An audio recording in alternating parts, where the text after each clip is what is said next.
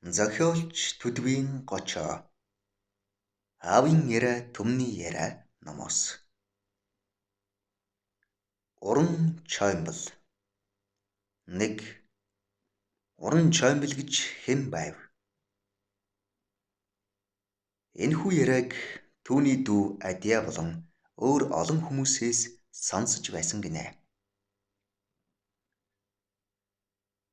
Сайн ноён хан аймгийн хошууч байсан хошууны уран хэмээн алдаршсан Пагмын чоймбол эцэг нь Жандсан гэлэн гэж эрдэм ном урнаараа алдартай бурхан ч лам хүн байсан гэнэ.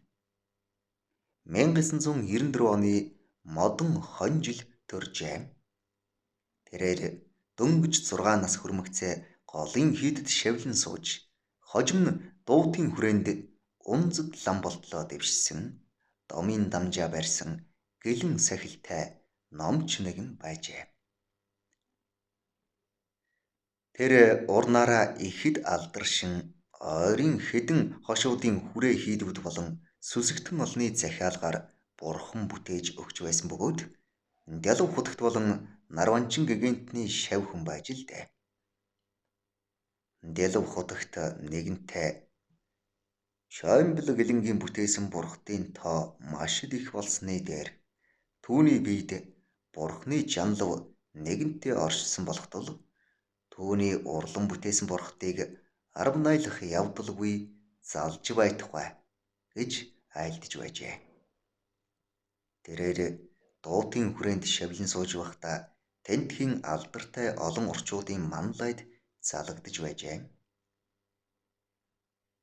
Түүнтэй өрсөлдөх хэмжээний уран хүн бол дээрх уран бор буюу чүлтэм хэмээх уран ламтан байсан гэнэ. Уран борын хийсэн сонин хачин эд үлгийн зүйлс манай завхны урд чиглэлийн нутгууд ялангуяа цагаан хархан сумын айлуудаар саяхан 1970-аад онд хүртэл байсаар байсан юм.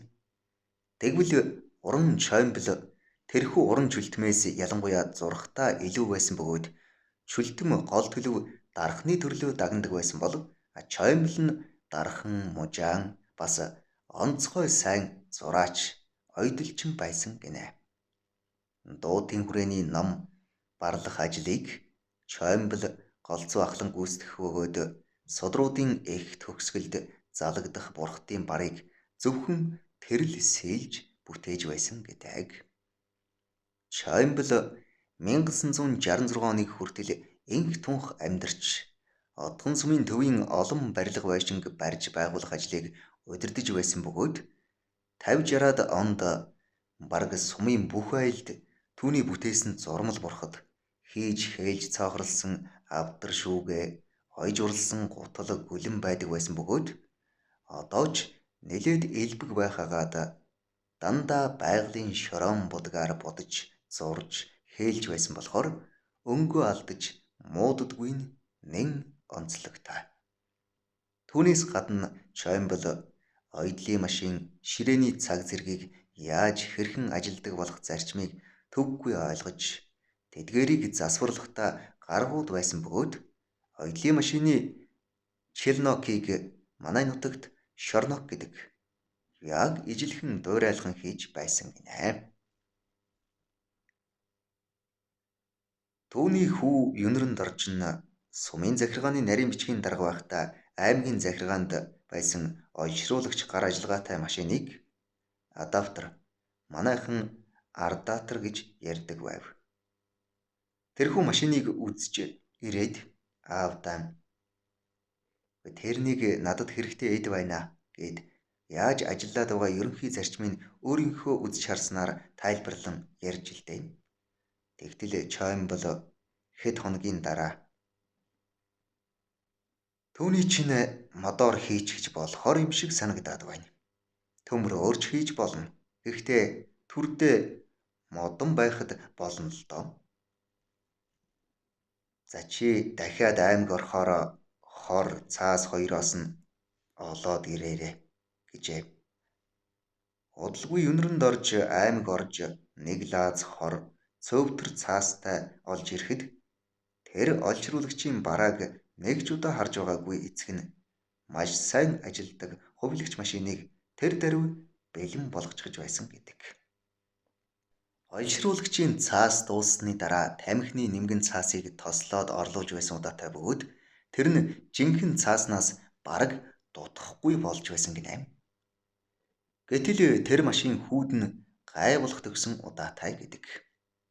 Тэр нь нууцын зэрэглэлтэй маш нарийн хяналтын доор ашиглах ёстой эд байсныг дур мэдэн өөрөө хийж ашигласан хэрэгээр албанаасаа авахулж нэлээд ороогдоод авсан боловч удалгүй харин ч сайшаагдаж шин санаачлагын гэрчлэгээ олгож албан ажилд нь буцаан томилсон гэдэг.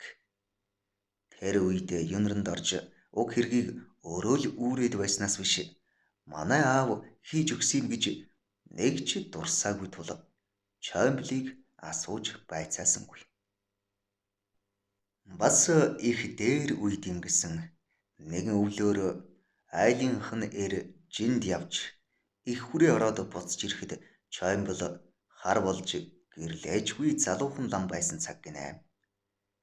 Тэр хөршиндөө орж хол ойрын сонин хачныг ярилцж байтал хөршин "Үгүй хөө Чоймбл, бас хач юм байх юм аа.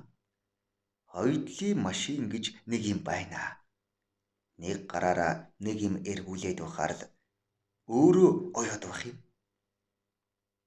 Тэрний тэр гоё цэвэрхэн жигдхэн оёно гэж юун уран дэжид" гэжээ.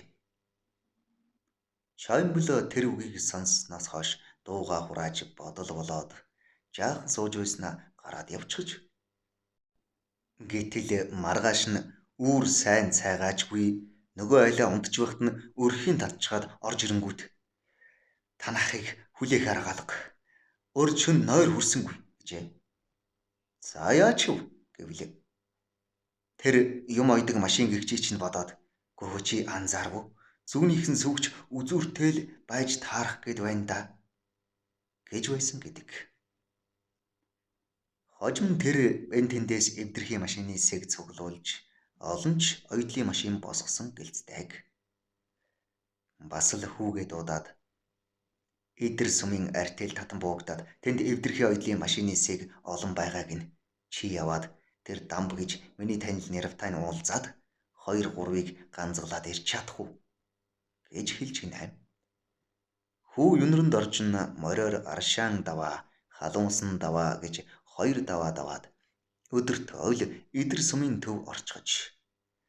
Үнэхээр татан буугдсан артелийн агуулгад олон эвдэрхий оёдлын машин байснаас 4-ийг ганцглаад ирсэн бөгөөд тэдгээрээс 3 машин Чоймбл засч бэлэн болгоод хүүдэн өгчгөж байсан гэдэг. Юнранд орж 2-ыг зарж орхисон бөгөөд үлдсэн нэгийг түүний эхнэр дорж багам их олон жил ашигласан гэдэг юм. Чоймблийн нэг онцлог бол ямар ч зүйлийг хийж бүтээх нарийн нандин арга хэнээс ч үл нуух бөгөөд юм асууж сурсан сонирхсан хэнд ч болов зааж сургах дуртай сайхан ааш замтай хүн байжээ. 2. Богдод өргөсөн ширээ. Аавд энэ яриаг түүний хүү юнранд орж ярьсан гинэ. Уран борыг богдод цаг хийж бэлгэлэх тэр үеэр бололтой Чоймбл нэгэн онцгой уран хийц сэлбэр хэвхий ширээг модоор урлаж өргөсөн нь харсан үдсэн хүний нүд баясгаж сэтгэл сэргмээр эд байсан гэдэг. Тэр ширээг хийх модыг эхлээд айрганд сойж нэгэн янзын тосоор тосолж дараа нь хатааж зүлгээд гадна доторгүй маажиндаж их л өвөрмц аргаар боловсруулсан бөгөөд уг ширээ нь 2 талдаа шургуулгатай бөгөөд тэр шургуулгнууд нь ямар ч цоож цувраггүй атлаа нээгддэггүй. Нэхийн тулд бөөрөн дээрх хээ угалзан дотор байх нүдэнд бараг үл ажиглагдах 2 даралтны нэгийг хурууны өндгөөр дарамгцаа тэр талын шургуулгыг татаж онгойлгож болох бөгөөд буцааж хаамагц өөрөө дахин түгжигддэг байсан бөгөөд тэрхүү ширээг богд хувийн өргөөндөө их л нандинан хэрэглэж байсан гэдэг. Хожим богдын эд хөрөнгийг хураагдах үеэр хаашаа алга болсон нь тодорхойгүй алга болчихсон байсан авч бүр хожуу 1960-70-аад онд ардын уламжлалт анагаах ухааны хүрээлэнгийн доктор хайдав гэгч хүн тийм нэг ширээ хэрглэж байсан гэнэ гэсэн сураг гарсан боловч хэн ч түүнийг сурвалжилж сонирхоогүй өнгөрсөн гинэ. Иймд тэр ширээ одоо ч нэгэн хүний эзэмшилд хадгалагдаж байхыг үгүйсгэх аргагүй юм. Аав маань ярихдаа тэрхүү ширээг агар гэгч модоор урласан юм гинлээ гэж байсан бол Чоймлын хүү юнранд орж гуай хушаар хийсэн байхаа гэж хэлсэн гинлээ.